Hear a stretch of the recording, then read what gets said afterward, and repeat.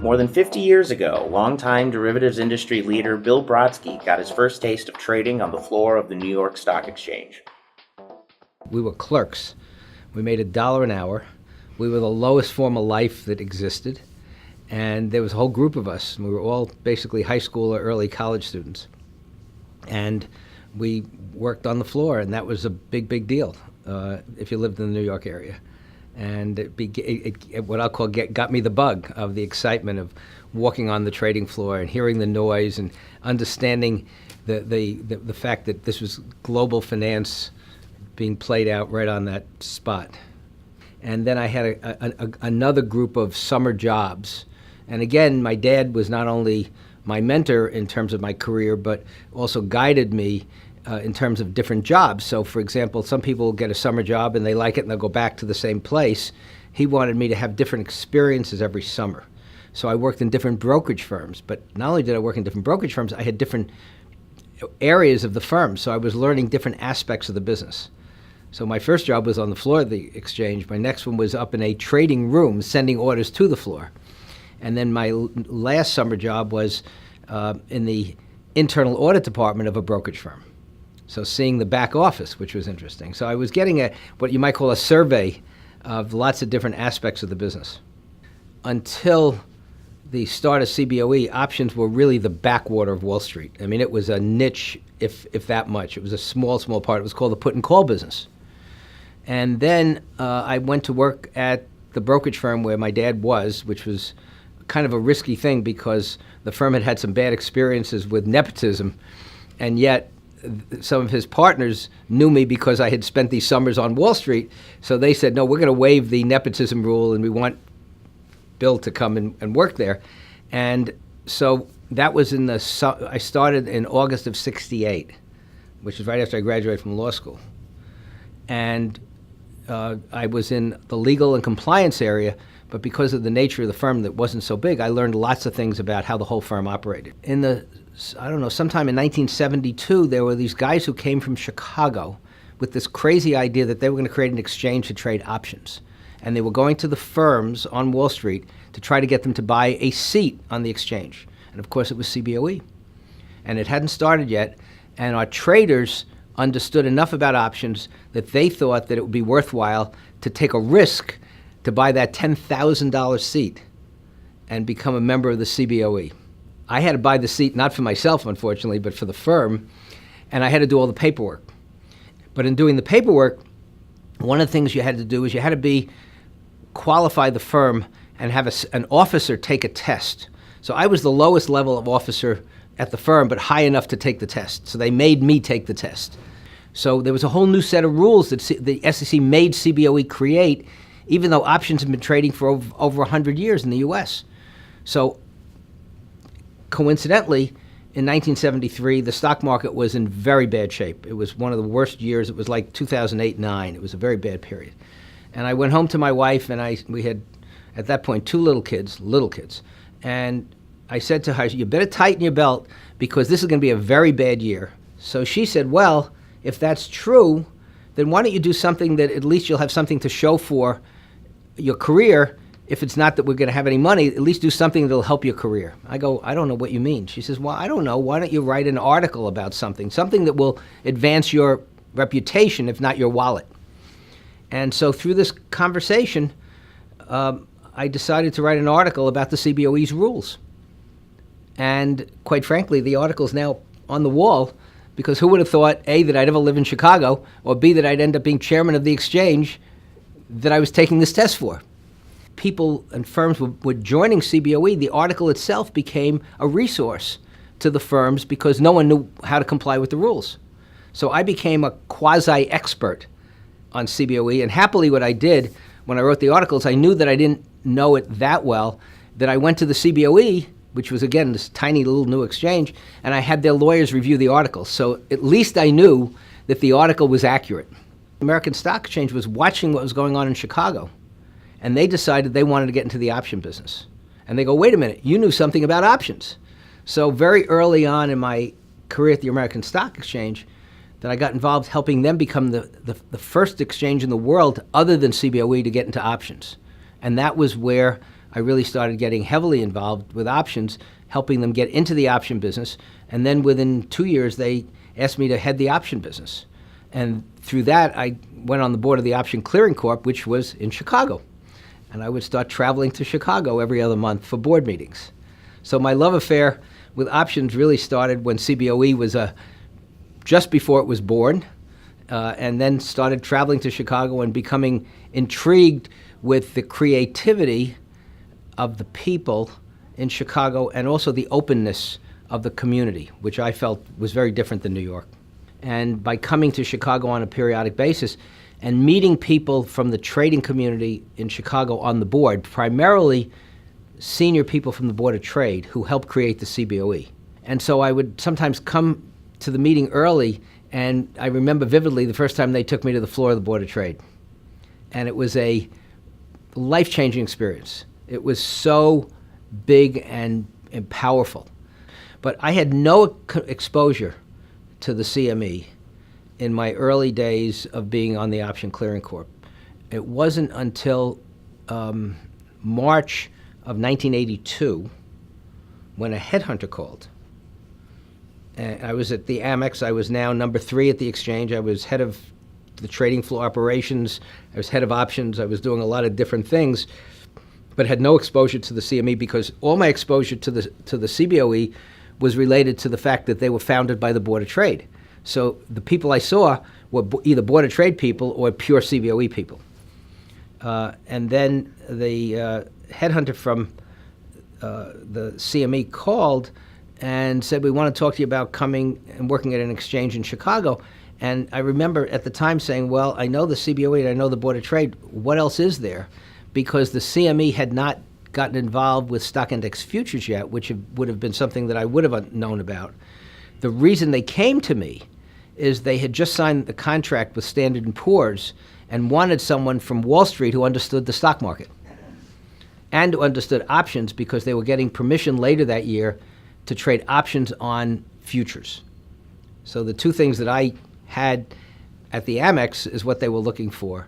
And that began my discussions with the CME in March or April of '82, and it ended up in my coming to Chicago in September of '82. I think that knowing what it was like to move from New York to Chicago and not knowing anybody, and knowing that when you first come to a city which is new to you, that people who welcome you in, you will never forget. And a lot of the people that we came across were people who were coming here, didn't know anyone, and we just said, come on over for dinner and we'll tell you what we know. And it became not only nice to do, but it was nice for our family because they were meeting new people as they were coming into town. The revolution of financial futures outside the U.S. essentially began in the '82 period, and there was just almost every, if not every year, a whole string of exchanges opening up all over the world. And CME, much more than the Board of Trade, had an outreach, and we figured that if you could spread the gospel of the value of financial futures, the more that there would be around the world, the more we would get our own share of the business. So I was involved very early on in working with nascent exchanges and helping them get off the ground, sometimes right before they got started, sometimes at the beginning, and then we would meet at conferences all over the world. So in I'd say my first 10 years at CME, there's a tremendous amount of international activity. And there's no doubt that my legal background and my law and compliance work early in Wall Street have been invaluable. But I think as it relates to these other things, I think it was seizing opportunities when someone, people have offered me jobs over the years, and you got to decide which ones you say yes to, which you say no to. And I feel very fortunate that the timing seemed, in hindsight, to have really been very, very propitious. There's always things going on, a tremendous amount of product innovation. The euro-dollar product was growing like Topsy. So all things were very, very good. And I could have well stayed at CME, but interestingly, my predecessor here at the CBOE, Duke Chapman, had announced he was retiring. And at the same time, the NASD, which included NASDAQ at the time, was looking for a new CEO. And all of a sudden, my phone was ringing again. And I had to say to myself, do I want to spend the balance of my career at CME, or am I looking for a new challenge? And my feeling was that I'd been there almost 15 years. I loved the CBOE and the option business from my early days at the AMEX, and NASD was calling at the same time, and so I really decided that it was time for a change. And then it was a question of which way I went, and quite frankly, CBOE made me an offer that I couldn't refuse. There were a lot of people in Chicago who say, why would you leave the CME to go to the CBOE? But I really knew the option business. I knew the potential of the option business. And I felt that this was a challenge that was the right time. It was, again, do you seize it or do you stay put? And of course, in this case, we were very happy to be in Chicago and literally not having to move family a second time, but literally walking 3 or 4 blocks was very appealing. But I also believe deeply in the option product for individual investors and for institutions, and I felt there was a tremendous growth opportunity. The other thing that was going on, interestingly at the time, is I had several brokerage accounts. I've always been an investor, not a trader, active trader, but an investor, and I was dabbling in online trading in a very embryonic way 20 years ago. And again, it was the securities firms, particularly what we call the discount firms, who were enabling customers early on computers to be able to enter orders electronically. I thought this was really pretty neat. And I'm saying there's an opportunity here for stock investors who can buy stocks online and be able to do options at the same time. You couldn't do that on the future side.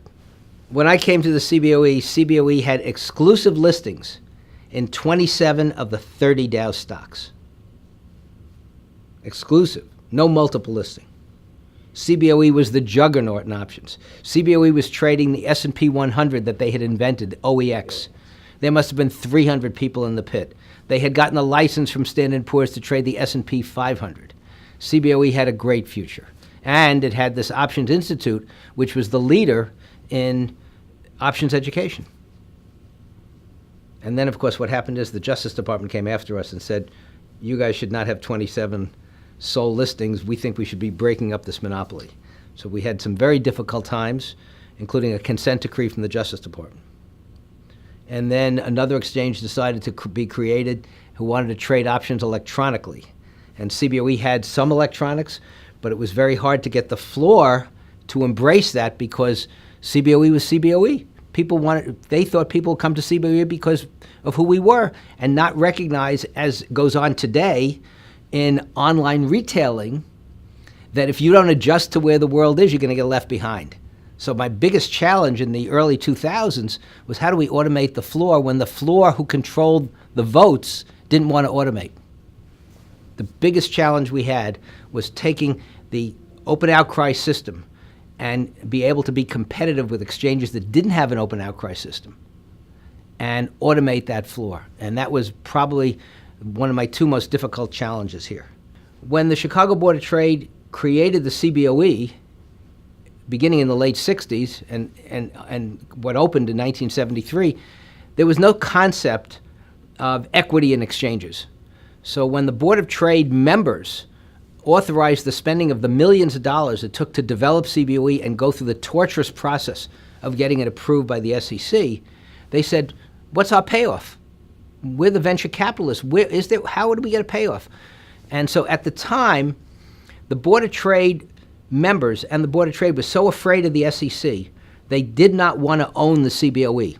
Board of Trade only created the CBOE, and they said, we're not going to own it because we don't want you subject to any SEC oversight. But what we'll do is we'll give you what's the most valuable thing of all, a right to trade on the floor, because all the value was in the trading. And the Board of Trade looked down at the CBOE as it's almost like its bastard child. And there were fights on what it meant to be an exercise member. So there were fights over the years on the interpretation of the exercise right. And it went on and on. Every 2 or 3 years there'd be a fight. We'd all go to court, and CBOE always won, by the way. Anyway, so now you're in the early 2000s, and the CME becomes the first U.S. exchange to go public. Board of Trade, always a little behind on these things, starts thinking, well, what if we want to go public? And they start conversation with the CBOE, and we said, if you guys go public, the exercise right is gone. Well, they didn't want that because that was very valuable. Because a Board of Trade member who would rent out his seat could go to Florida and the seat could be used exclusively the CBOE and get a lot of rent. So they were very afraid that if the Board of Trade went public, what would happen to the exercise right? And so not only were they slow to embrace the concept of public ownership, but they were very nervous that this would be a big concern if the CBOE was successful in denying them the exercise right because they went public. Because remember, they wouldn't have a seat, they'd have shares. The Board of Trade ultimately brought a class action against the CBOE to try to get clarification on whether their deal with the CME, which was going on, would destroy the exercise right. And the litigation went on for 5 years. And that was a very challenging period because it delayed our ability to go public. We wanted to go public, but we couldn't because we didn't know how many members we had. If you counted the Board of Trade members with our members, they owned more than 50% of the exchange. But our position was you never had equity. You had a trading right. You want to trade? We'll give you a trading right, but you don't have equity. When we went on the road show 7 years ago, VIX was trading, 12, 15, 20,000 contracts a day. And I remember during the roadshow, they said, well, this is growing. Every month it seems to grow. And I thought back of my days at the CME, how stock index futures grew because of the inherent viability of the concept. This was a really great concept. And I knew that regardless of whether we had volatility or not, if every month the open interest ratcheted up, more and more people were embracing the concept. So if you look at our growth in VIX futures and VIX options over the last several years, even in a very low volatility environment, we're growing. Why are we growing? Because it's a great product. So at the time of the IPO, they asked me what inning we're in. And I would say the first or second inning, and Alan Dean, our CFO, would go, oh no, like you can't do that because we don't know. Well, I believed. And happily it's worked out that way. I think what we've been able to do is adjust to the circumstances. So I've always taken a setback as an opportunity of how you recover from it. So I don't think I have any real regrets. I just think of some of the challenges and how daunting they were at the time.